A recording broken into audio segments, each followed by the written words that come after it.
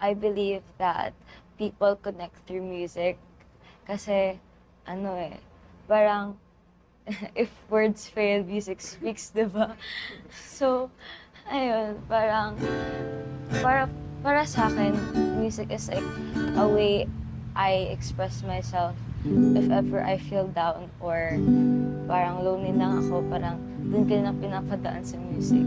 Kasi yung goal po kasi ni Papa, dati, pinata po sa akin ni Mama na gusto niya magkaroon ng orchestra sa church.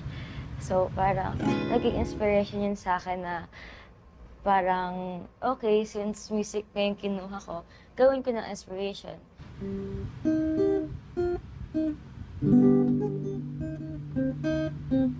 Pwede ko i-apply din sa church and baka magkaroon na yung pangarap ni Papa na orchestra. Nasa isipin ko na yun. Opo.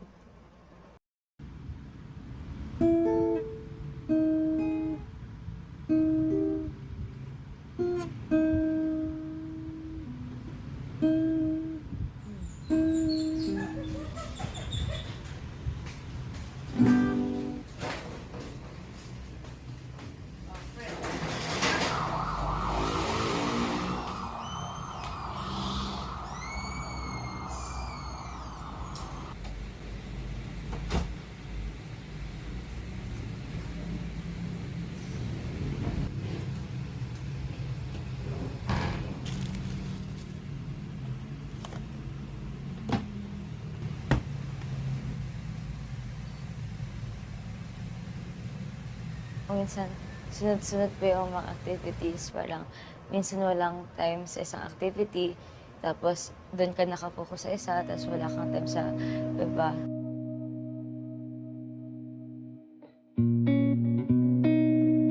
Wala po akong time mag-relax or parang have self-time, parang gano'n.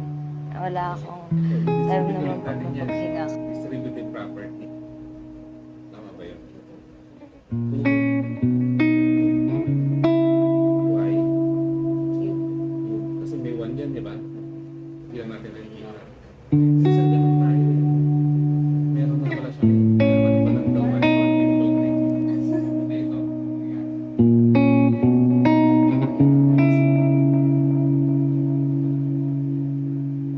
Feeling ko pag hindi ako gawa ngayon at puro ko pahinga lang, parang mawi-waste lang yung time ko. Kailangan instant yung parang gawain, ganun. Parang dapat binigay sa'yo ngayon, tapos papasok mo bukas, parang ganun. Parang ganung pressure yung na-feel ko tuwing gumagawa. So, parang nakasanayin ko na pong yung having that feeling ng pressure. Parang cramping, gigising ka sa umaga na ginagawa mo pa rin yung assignment. Sa school din po, parang ginagawa pa po yung assignment. Kahit parang ngayon pasahan, ginagawa pa rin. Just to, parang ihabol lang doon sa deadline or sa, sa submission na yon.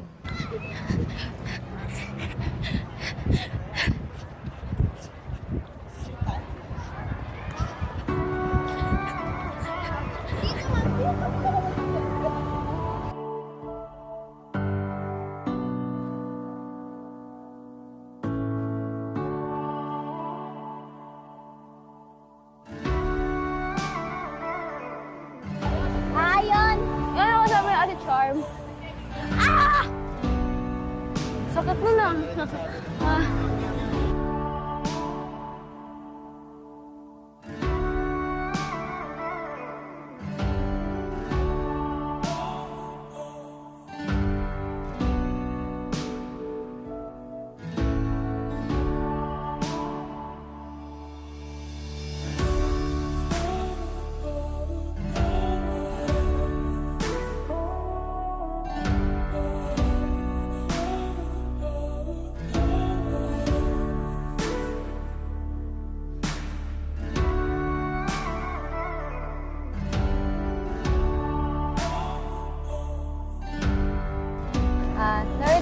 po sa araw na po ito, ito nakapupunta po kami ng sa support center at nakapag-fellowship din po kami ngayon, Lord, sa anong Bible verse na pinag-uusapan namin. Parang ganyan, para din mabahagi din sa kaibigan namin na hindi Christian na, ganun pala yun. Tapos nagtatanong din siya kung anong feeling maging Kristiyano yun.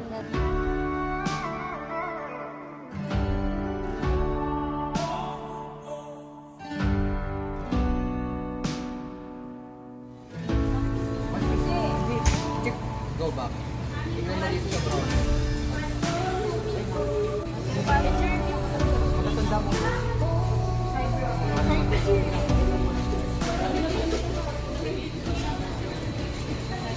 I'm sure.